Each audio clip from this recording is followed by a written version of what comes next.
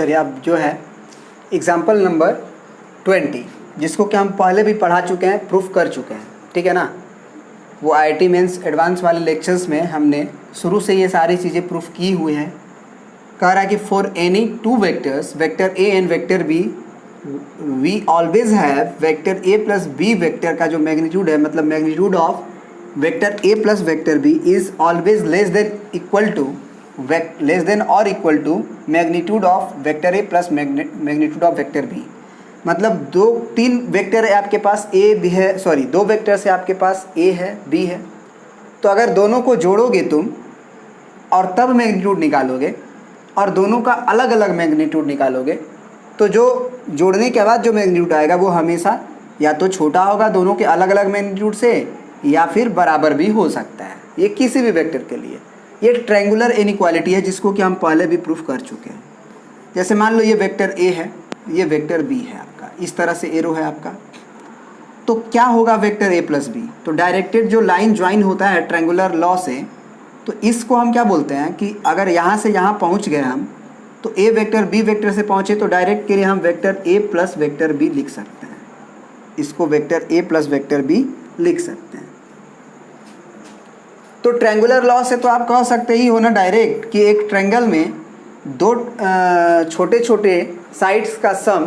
तीसरे से बड़ा होता है, तीसरे से बड़ा होता है, तो साइड का लेंथ ही तो है वेक्टर ए, ये ए बी तो ही तो है, और मैग्नीट्यूड ऑफ बी क्या है, बी सी का मैग्नीट्यूड है, क्योंकि मैग्नीट्यूड का मतलब होता है उस वेक्टर का लेंथ, तो यहाँ से यहाँ तक का लेंथ, यहाँ से यहाँ तक का लेंथ, और ए सी वेक्टर जो है वो ए प्लस बी वो ए सी का मैग्नीट्यूड है।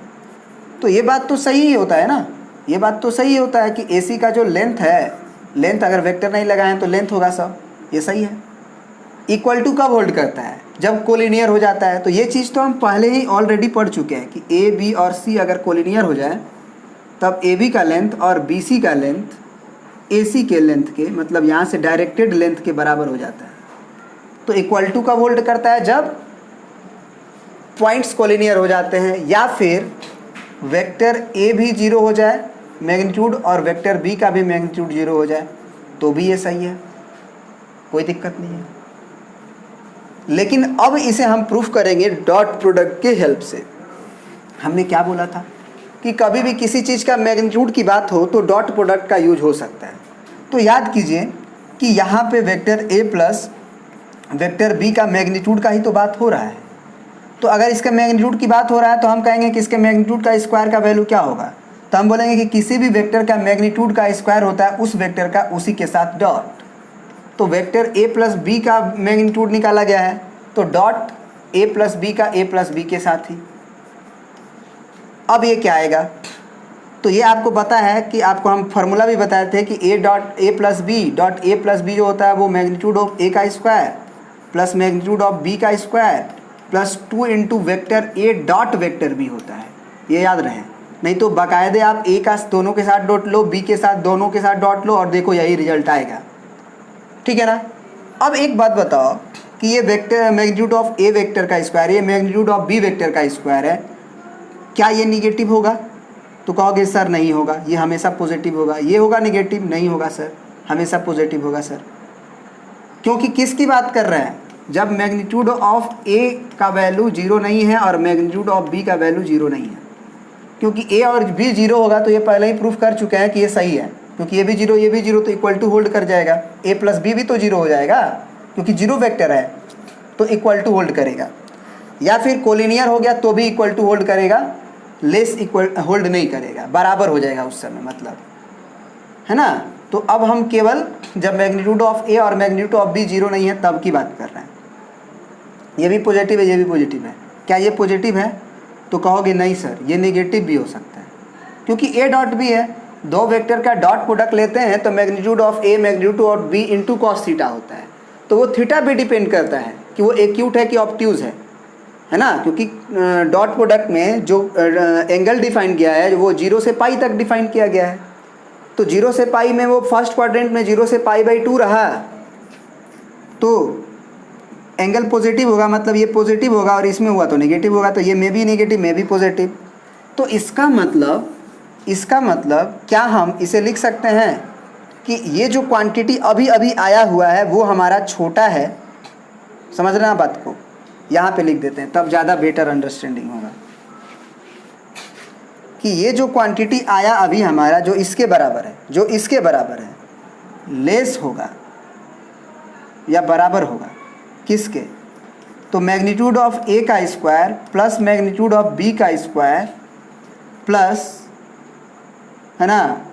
2 times of magnitude of A into magnitude of B. अभी बताया भी गया था कॉचीज़ क्या था, स्क्वायर्ड्स इनइक्वालिटी था ना, कॉची स्क्वायर्ड इनइक्वालिटी। उसमें बताया गया था कि vector A dot vector B का जो मैग्नीट्यूड होता है वो हमेशा छोटा होता है वेक्टर ए के मैग्नीट्यूड और वेक्टर बी के मैग्नीट्यूड से। तो उस नियम से हम ये कह सकते हैं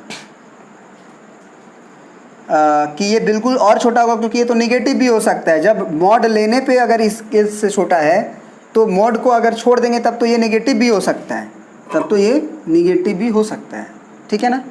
तो अब इसको हम क्या लिख सकते हैं, तो इसको हम लिख सकते हैं कि ये जो क्वांटिटी है this is vector A plus B का मैग्नीट्यूड ऑफ बिल्कुल ये तो हम लिख सकते हैं ना भाई, ए प्लस बी का होल स्क्वायर, या फिर आप ये इससे और ज़्यादा बेटर है कि आप इसे लिखो magnitude of A plus magnitude of B का होल स्क्वायर, क्योंकि इस समय तो ये ए डॉट बी नहीं है, ए बी है 2ab, क्योंकि ये भी मैग्नीट्यूड ये भी मैग्नीट्यूड है ना। तो इसका मतलब हमारा अभी अभी जो क्वांटिटी आया vector A plus vector B का जो मैग्नीट्यूड का स्क्वायर वो ये आया, तो इसके जगह पे हम ये लिख सकते हैं, और this quantity is less than equal to magnitude of A का square plus magnitude of B का स्क्वायर, सॉरी इसका होल स्क्वायर। अब स्क्वायर को काट दो, क्योंकि दोनों क्वांटिटी तो पॉजिटिव ही है ना, ये भी किसी चीज़ का मैग्नीट्यूड है, ये भी किसी चीज़ का मैग्नीट्यूड है। तो vector A plus vector B का जो मैग्नीट्यूड है वो less than equal to vector A का मैग्नीट्यूड प्लस वेक्टर बी का मैग्नीट्यूड, हो गया प्रूफ, है ना। तो एक ट्रायंगुलर से प्रूफ कर सकते हैं कि ट्रायंगल में 2 साइड्स का सम कभी भी तीसरे से छोटा होता है, डायरेक्ट लैंग्वेज लिख के प्रूफ कर दिए। या अगर मैग्नीट्यूड की बात हो रही है तो इसका इसी के साथ मैग्नीट्यूड ले लिए। अब हमको प्रूफ करना था कि vector A plus vector B का मैग्नीट्यूड के साथ कंपेयर करना था। तो हम क्या सोचे कि ये ए डॉट बी है,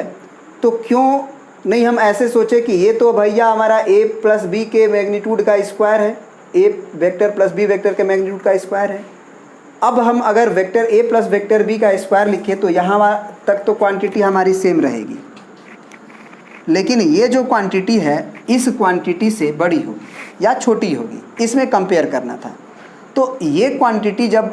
डॉट प्रोडक्ट है और यहाँ पे केवल मैग्नीट्यूड है, तो इसमें तो कॉस थीटा भी नहीं आ रहा, जबकि इसमें कॉस थीटा आएगा जो 0 और 1 के बीच में, सॉरी -1 और 0 -1 और +1 के बीच में होगा, जो उसके मल्टीप्लिकेशन को प्रोडक्ट इसके मैग्नीट्यूड के से कम कर सकता है। क्योंकि हमको पता है कि x is less then mod of x। ये भी हम कह सकते हैं कि किसी भी चीज़ का जो नंबर है वो उसके मैग्नीट्यूड से छोटा होगा या बराबर होगा, तो इसीलिए इक्वल टू भी लगाया गया है इस तरह से। फिर अगर ये भी मैग्नीट्यूड है, ये भी मैग्नीट्यूड है, ये भी मैग्नीट्यूड ही है, तो इसमें तो डॉट का यूज ही नहीं हो रहा है, तो ए का बी का स्क्वायर लिख सकते हैं। अब स्क्वायर को काट दिए, ये प्रूफ हो गया,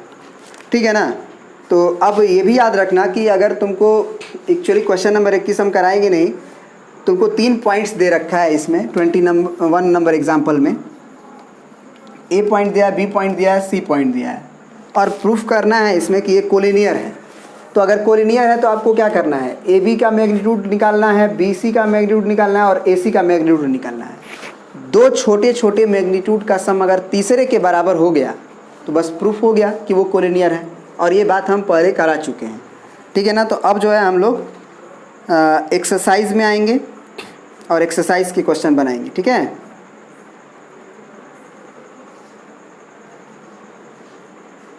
ठीक है,